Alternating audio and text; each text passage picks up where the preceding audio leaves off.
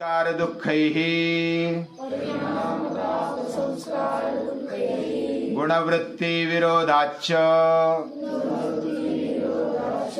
दुःखमेव सर्वं विवेकिनः हेयं दुःखमनागतम् हेयं दुःखमनागतम्।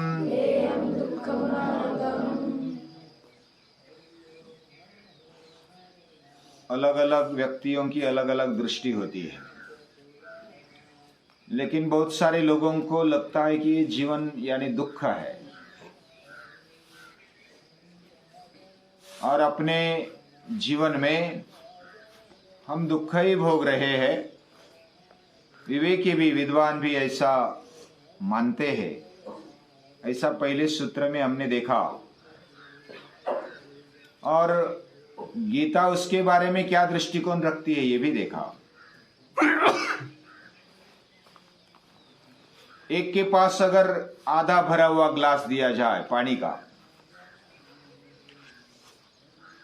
तो जिसकी दृष्टि नकारात्मक है वो क्या सोचेगा, ये तो आधा खाली है। फिर अगर सकारात्मक दृष्टि वाले के पास जाएंगे तो वो बोलेगा कि ये आधा तो भरा है। और भी अगर सकारात्मक है तो उसके पास जाएंगे तो वो बोलेगा आधा पानी से भरा है, आधा हवा से भरा है। यानी ये ग्लास खाली नहीं है, ये भरा हुआ है। हर एक में कुछ ना कुछ अच्छी बातें होती है, लेकिन जो अपने जीवन में दूसरों के जीवन में पूरी सृष्टि में दुख ही दुख देखता है वो निराशावादी है। लेकिन आज के हिसाब से अगर देखा जाए तो बहुत सारे लोग दुखी हैं, क्योंकि वो दुख को अनुभव करते हैं और उससे कुछ दूर भागना चाहते हैं।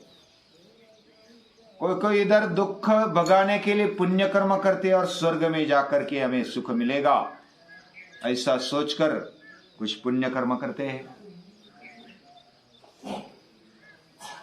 लेकिन स्वर्ग किसने देखा,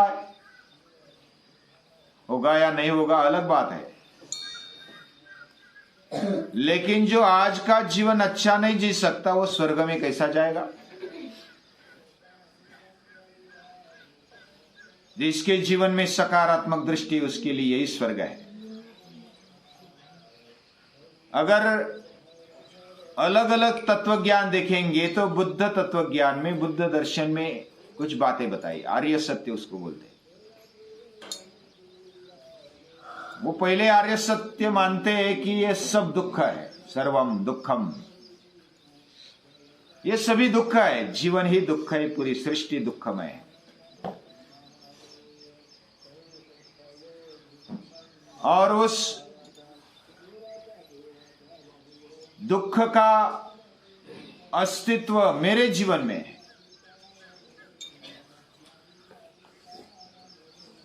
उसको निकालना चाहिए। ये लगना हेयम दुःखमनागतम्,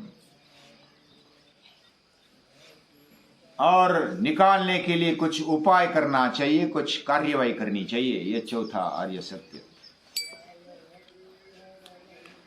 और बुद्ध भगवान बहुत ही प्रैक्टिकल विचार करते हैं। वैसा उनके लेवल पर अगर देखा जाए तो हमें दुख लगता है ना, कुछ लगता है तो दुख तो लगता है। हमारे मन जैसा नहीं होता तो दुख लगता है। प्रतिकूलतया वेदनीयम दुखम, जो प्रतिकूल अगर हमारे मन को होता है तो वो दुख लगता है। मेरे जैसा, मेरे मन जैसा नहीं हुआ तो दुख लगता है। मेरे मन जैसा अनुकूलतया वेदनीयम सुखम, जो अनुकूल मन को लगता है तो वो सुख लगता है। ये सभी को लगता है, फिर भी नहीं कहना ये तो ढोंग हो गया। यानी हमारे मन में तो लगता है, लेकिन ऊपर ऊपर बोलना, जो तत्वज्ञान की बातें ये बुद्ध भगवान को मान्य नहीं है। लगता है तो लगता है, उस लेवल पर हमें काम करना चाहिए। जीवन में दुख होना, ये हमने गीता का दृष्टिकोण देखा कि गीता कहती है मात्रा स्पर्शास्तु कौन्तेय शीतोष्ण सुख दुखदा आगमापाइनो नित्यास्तां स्थितिक्षस्व भारत। ये दुख है ना, हमारे लिए इंद्रियों के शरीर के लेवल पर है। मात्रा स्पर्शा, शरीर को दुख होता है, हमें नहीं होता। इतने तटस्थता से रहना आना चाहिए।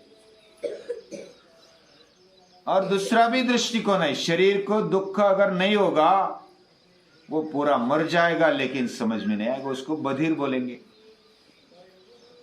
एनेस्थेसिया देने के बाद उसको समझ में नहीं आता, मेरा हाथ काटा या ऑपरेशन किया, कुछ किया, उसको तो बस कुछ नहीं हो रहा है, ऐसा लगता है। हमारा मन संवेदनशील होना भी चाहिए, तभी हम अच्छे से जीवन में जी सकते हैं। अगर दुख ही नहीं हुआ तो अटैक आ जाएगा, मर जाएगा, फिर भी समझ में नहीं आएगा। कांटा चुभता है तो आंखों में आंसू आ जाते, ये दुख का ही परिणाम है। उसको सहन करना चाहिए। ताम तितिक्षस्व भारत, और उसको सही अर्थ में लेना चाहिए। मुझे ठेस लगी, मैं गिर गया और रोने लगा। रोना तो कभी कभी इसलिए आता है कि दूसरा हमें गिरता हुआ देखता है तो रोना आता है, फिर इधर उधर देखता है, इधर उधर देखने के बाद फिर कोई देख रहा है तब रोना आता है, नहीं देख रहा है तो अरे जाने दो, किसी ने देखा नहीं। हमें दुख होता है, उसको निकालना चाहिए। ऐसे हमारे लेवल पर तो लगता है और निकालना भी चाहिए। लेकिन क्या दुख निकल सकता है? बारीकी में विचार करेंगे तो, थोड़ा सोचेंगे तो पता चलेगा हम दुख को निकाल नहीं सकते। दुख एक ऐसा रिलेटिव टर्म है, यानी कि संबंध से वो दुख लगता है, और दुख हटाना ये मुश्किल है। मुश्किल ही नहीं, नामुमकिन है अगर ऐसा विचार किया जाए। दुख कैसे हटा सकते? समझो कि मुझे लगता है आज मेरे पास पैसा नहीं है, वस्तु नहीं है, पदार्थ नहीं, इसलिए दुख हो रहा है। जिसके पास वस्तु आ गई, पदार्थ आ गया, या तो कुछ ऐसी चीजें आ गई जो सुख देने वाली लगती थी, लेकिन क्या जिसके पास है उसको सुख है? जिसके पास करोड़ों रुपए है उसके पास सुख है? क्या वो बहुत ही आनंद से रहता है? पहले तो शिक्षण नहीं हुआ इसलिए दुख है, शिक्षण हो गया तो दुख चला जाना चाहिए ना। तो क्या सभी शिक्षण लेने वाले सुखी है? वो भी आत्महत्या करते हैं, ऐसा दिखाई देता है। किसी को नौकरी नहीं तो आत्महत्या करते, किसी को नौकरी है तो भी टेंशन होता है, किसी को पैसा नहीं इसलिए टेंशन होता है, किसी को पैसा आया इसलिए टेंशन हो गया। ये बहुत ही विचित्र बात है। किसी की शादी नहीं हो गई इसलिए दुख करता है, किसी की शादी हो गई इसलिए परेशान है, किसी को खाने को नहीं मिलता इसलिए परेशान है, किसी को खाना मिल गया ज्यादा खा गए इसलिए परेशान है। तो क्या बात है? किधर है दुख, किधर है सुख, पता नहीं चलता। खाने में सुख है या नहीं खाने में सुख है, त्यागने में सुख है या भोगने में सुख है, ये विचार करना चाहिए। हमारे जीवन में ऐसे बहुत सारी समस्याएं हैं, वो कहां से निर्माण होती है उसका मूल ढूंढना चाहिए। मूल किधर है? ये हमारे ऋषि मुनि दर्शनकार ढूंढते हैं। हमें दुख होता है, हमारे मन के प्रतिकूल हो गया तो दुख होने लगा, हमारे मन के अनुकूल होने लगा तो सुख होने लगा। लेकिन मन बड़ा विचित्र है, कभी अनुकूल लगता है कभी प्रतिकूल लगता है, वही बात। और हमारे मन को हम समझते नहीं, पूरा नहीं समझते, इसलिए कभी अनुकूल लगने वाली बात प्रतिकूल कैसे लग सकती है। लेकिन वस्तु में, पदार्थ में सुख या तो दुख नहीं है। सुख मन में है। मन एव मनुष्यानाम कारणम बंध मोक्षयो, हम कौन सी दृष्टि से उसको देखते हैं, ये महत्वपूर्ण है। कौन सी दृष्टि होनी चाहिए? दुख की तरफ, सुख की तरफ, हमारे जीवन की तरफ कैसा देखना चाहिए?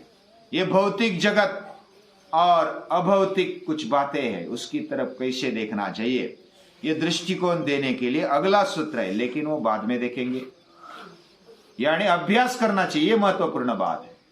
हमें सद विवेक करना चाहिए। योग्य क्या है, अयोग्य क्या है, इसका विवेक, सही विवेक।